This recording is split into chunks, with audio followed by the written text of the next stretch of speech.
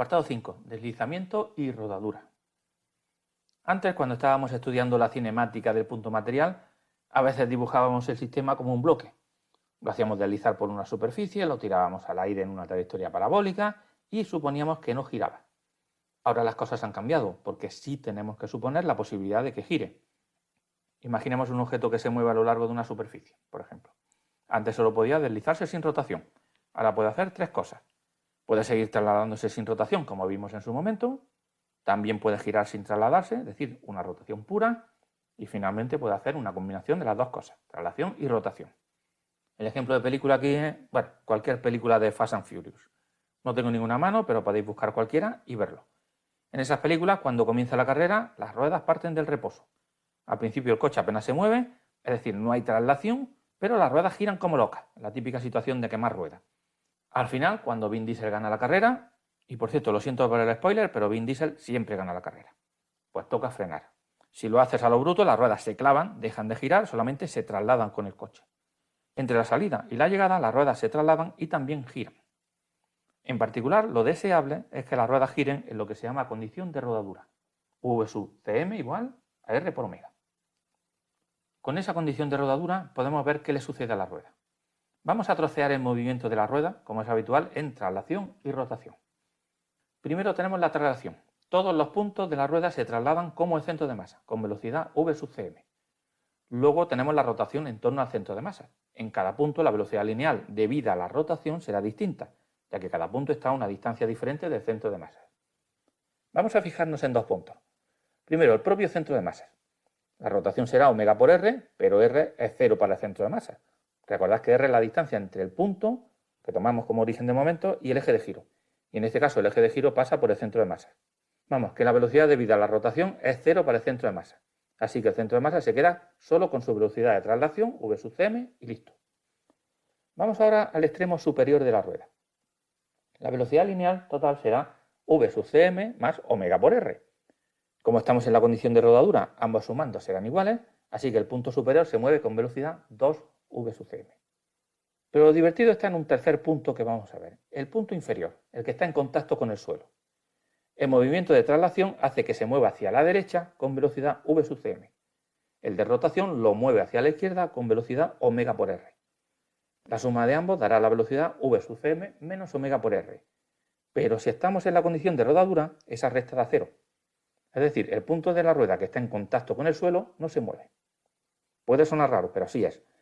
Lo que sucede es que ese punto no es el mismo, cambia con el tiempo. Si lo marcamos con rotulador sobre la rueda, ese punto solo estará en contacto con el suelo durante un instante. Luego la rueda avanza y el punto de la rueda en contacto con el suelo será otro. Pero si le hacemos una foto al sistema, parecerá como si toda la rueda girase en torno al punto de contacto con el suelo. En cualquier caso, si queremos hallar su energía cinética, hacemos como siempre, traslación y rotación. Como en este caso tenemos la condición adicional Vcm igual a omega por R, podemos expresarla de forma más compacta. Según cuánto valga el momento de inercia, la energía cinética se repartirá de forma diferente entre rotación y traslación. Por ejemplo, en el caso de un anillo, tenemos que I igual a m por R cuadrado. En ese caso, la energía cinética es 50% rotación, 50% de traslación. En el caso de una rueda homogénea, I igual a 1/2 de m por R cuadrado, con lo que en este caso tendríamos que 2/3 de la energía cinética sería debida a la traslación y el restante tercio sería energía cinética de rotación. Y en general, cuanto mayor sea el momento de inercia, mayor porcentaje de la energía cinética será para la rotación. Vamos a ver un ejemplo de cine relativo a la rodadura de una bola de billar. Es un ejemplo corto, así que lo he repetido.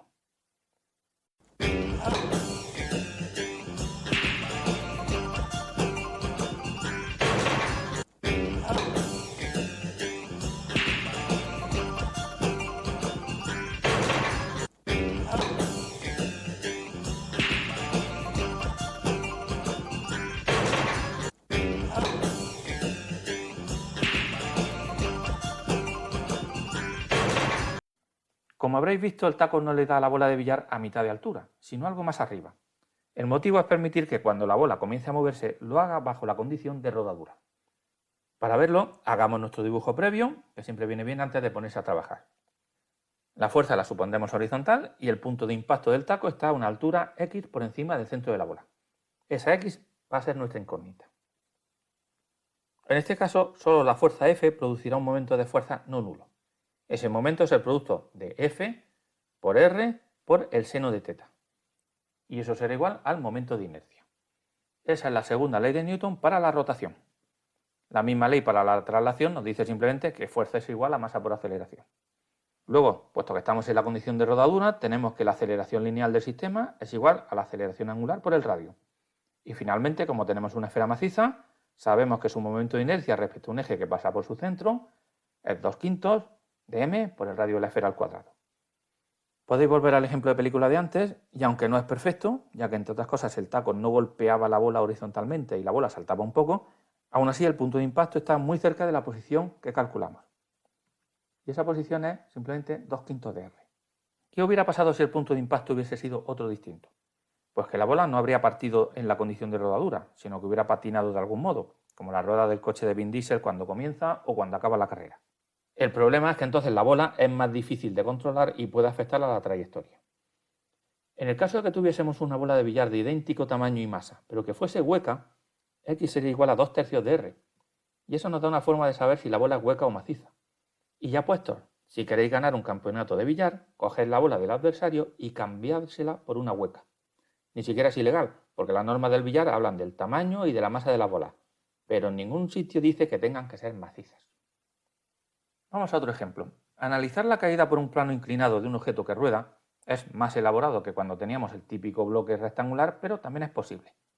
Vamos a hacerlo por dinámica.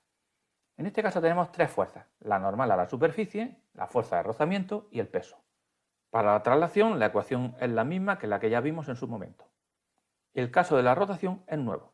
El centro de masas es nuestro origen de momentos, así que hay que ver cuántas de esas tres fuerzas producen un momento de fuerza. La fuerza normal N es paralela a R, que es la distancia entre el origen de momento y el punto de aplicación de la fuerza, así que produce un momento de fuerza 0.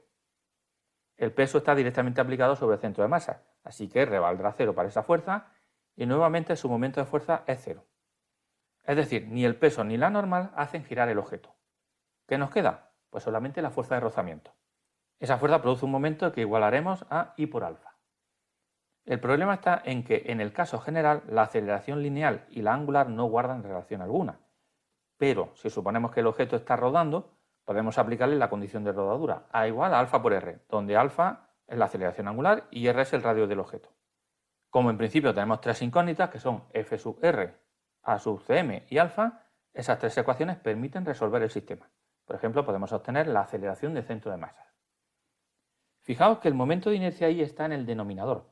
Eso significa que cuanto mayor sea el momento de inercia, menor será la aceleración lineal. Si hacemos una carrera entre varios objetos con la misma masa y tamaño, ganará el que tenga menor momento de inercia.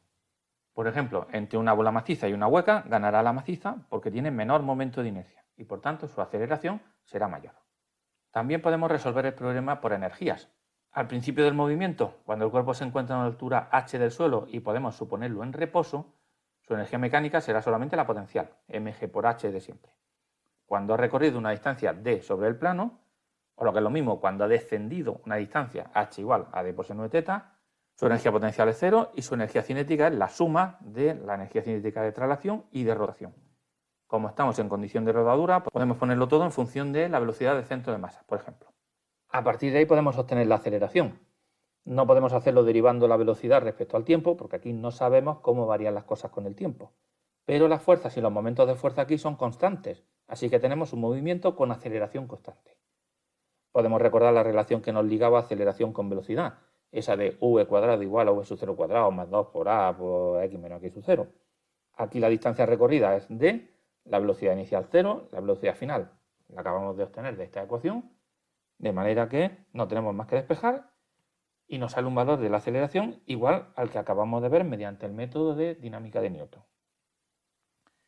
Solo un pequeño detalle antes de acabar. La conservación de la energía mecánica pasa por saber la función energía potencial asociada a las fuerzas. Pero si hay fuerzas no conservativas, hay que tener en cuenta el trabajo que hacen. Por ejemplo, ¿qué pasa con la fuerza de rozamiento? Siempre hemos visto que para la traslación el rozamiento tendía a detener el movimiento. ¿Por qué no lo hace aquí? Bueno, resulta que el trabajo es el producto escalar de la fuerza por la distancia, pero es la distancia que recorre el punto sobre el que se aplica esa fuerza. Resulta que ese punto, el punto de contacto con el suelo, está momentáneamente en reposo. Así que el trabajo al final resulta que es cero. Con la fuerza normal pasa lo mismo. Si esto os confunde, no os preocupéis. Voy a revelaros un secreto. En realidad no existen los sólidos rígidos. Por dura que sea la superficie o el objeto, siempre habrá una pequeña deformación. Y eso produce una gran diferencia. Podéis ver, por ejemplo, cómo una rueda real de automóvil tiene una superficie en contacto con el suelo bastante grande.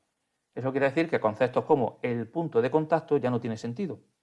Se puede estudiar ese tipo de movimientos introduciendo un momento de rozamiento, análogo a la fuerza de rozamiento que hemos visto, pero eso queda ya fuera de un estudio sencillo, el sólido rígido, así que vamos a dejarlo.